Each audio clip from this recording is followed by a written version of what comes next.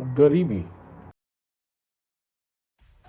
Subscribe कीजिए हमारे channel को और बेल आइकॉन को दबाइए हमारी लेटेस्ट वीडियो सबसे पहले देखने के लिए। प्रस्तावना। श्वानों को मिलता दूध वस्त्र, भूखे बालक अकुलाते हैं।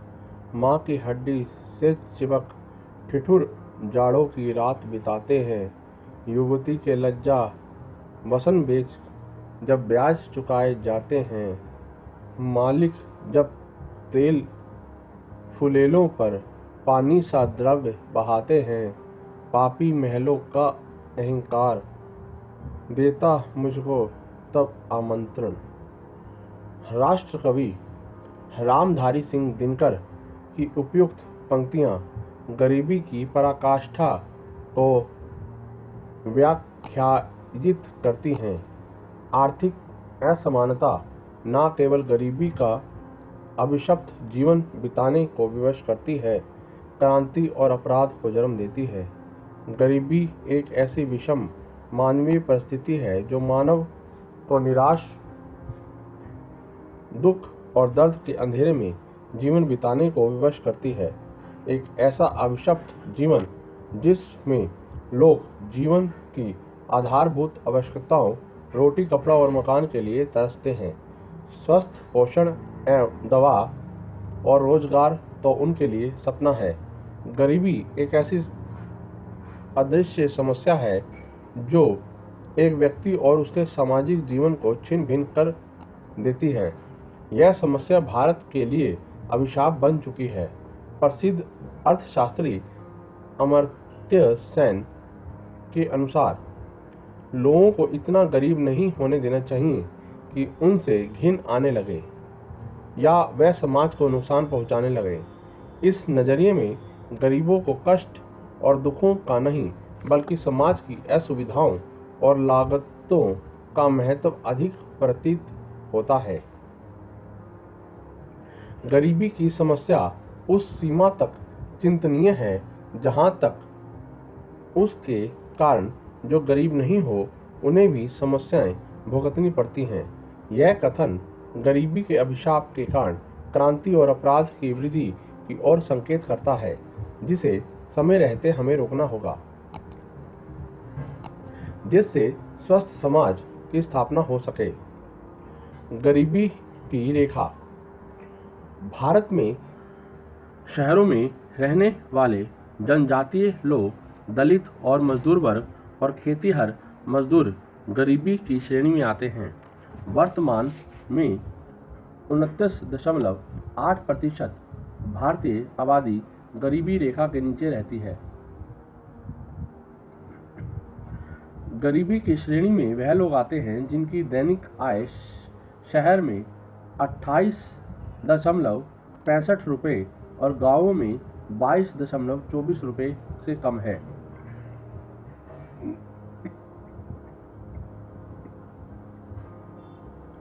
सांख्यिकी आंकड़ों के अनुसार 30 रुपये प्रतिदिन कमाने वाला व्यक्ति गरीब नहीं है।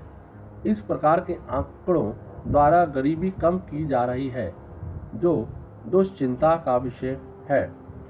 गरीबी के कारण भारत में गरीबी का मुख्य कारण बढ़ती जनसंख्या है।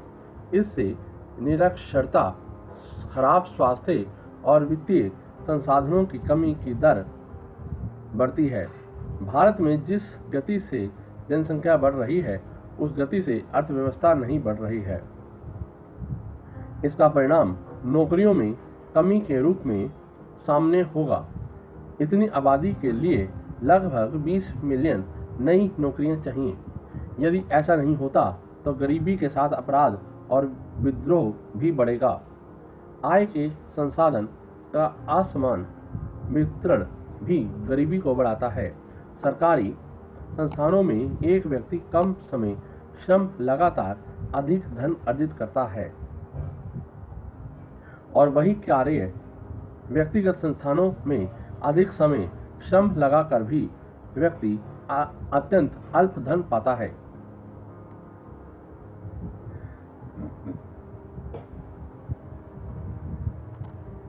यह असमानता भी गरीबी के साथ साथ अपराध और कुंठा को जन्म देती है। भारत में गरीबी का कारण जाति व्यवस्था भी है।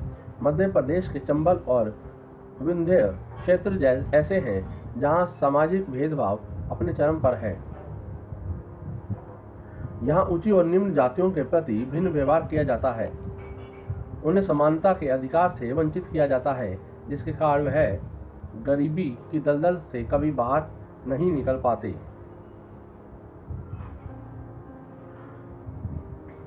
कृषि व्यवस्था में असमानता भी गरीबी को बढ़ावा देती है।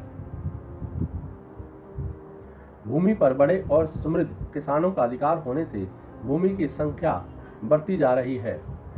खेतीहर मजदूरों के परिवार काफी संख्या में छोटे व सीमांत किसान, गैर कृषि क्षेत्रों में काम करने वाले श्रमिक अत्यंत गरीबी में जीवन यापन करते हैं। भ्रष्टाचार भी गरीबी बढ़ाने में अहम भूमिका निभाता है।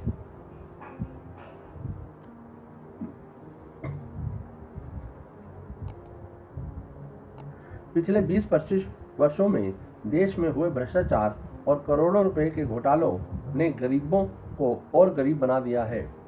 बढ़ते पूंजीवाद के कारण नव उदारवादी नीतियों तथा खुदरा क्षेत्रों में विदेशी निवेश की नीतियां गरीबों के लिए अहितकर सिद्ध हुई हैं। नेताओं व अधिकारियों के बढ़ते वेतन और सुविधाएं तथा उनके द्वारा एकत्र अरबों खरबों की संपत्ति अमीर और गरीब के बीच की खाई को प्रतिदिन गहरी करती जा रही है। गरीबी का परिणाम। क्रांति और अपराध।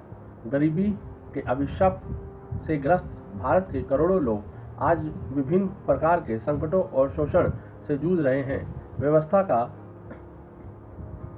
कहर भी अधिकतर गरीबों पर ही मुसीबत बनकर टूटती है। पुलिस की प्रताड़ना भी सबसे अधिक गरीबों को सहनी पड़ती है, जिसके कारण गरीब अपराध की ओर अग्रसर होते हैं। आज समाज में अपराधों की बाढ़ सी आ गई है। इसका कारण आर्थिक असमानता ही है। विकास के साथ साथ बेरोजगारी और गरीबी की वास्तविकता आज भारतीय अर्थव्यवस्था पर प्रश्न चिन्ह लगाती अनुभव होती है। गरीबी के कारण हिंसा और शोषण जैसी घटनाओं में वृद्धि हुई है। राजनीतिक स्वार्थ के लिए सांप्रदायिक दंगों की आग भड़काई जाती है, जिसका शिकार गरीब ही बनते हैं। बस्तियां भी गरीबों की जलती है। फुटपाथ पर रहने वाले लोग मारे जाते हैं। कहीं कोई संवेदना नहीं जागती। यह उपेक्षा का भाव गरीबों को कहीं न कहीं आहत करता है और परिणाम अपराध के रूप में सामने आता है। गरीबी के कारण देश का अनोनिहाल जब कुपोषण और भुखमरी का शिकार होगा, युवा आर्थिक असमानता के कारण कुंठित होगा, किसान आत्महत्या की दिशा में अग्रसर होगा, तो नए भारत का सपना साकार नहीं होगा। देश का युवा नक्सलवाद, आतंकवाद की ओर बढ़ेगा, सड़कों पर आंदोलन करेगा और उसका सारा जोश पेट भरने के जुगाड़ में बह जाएगा।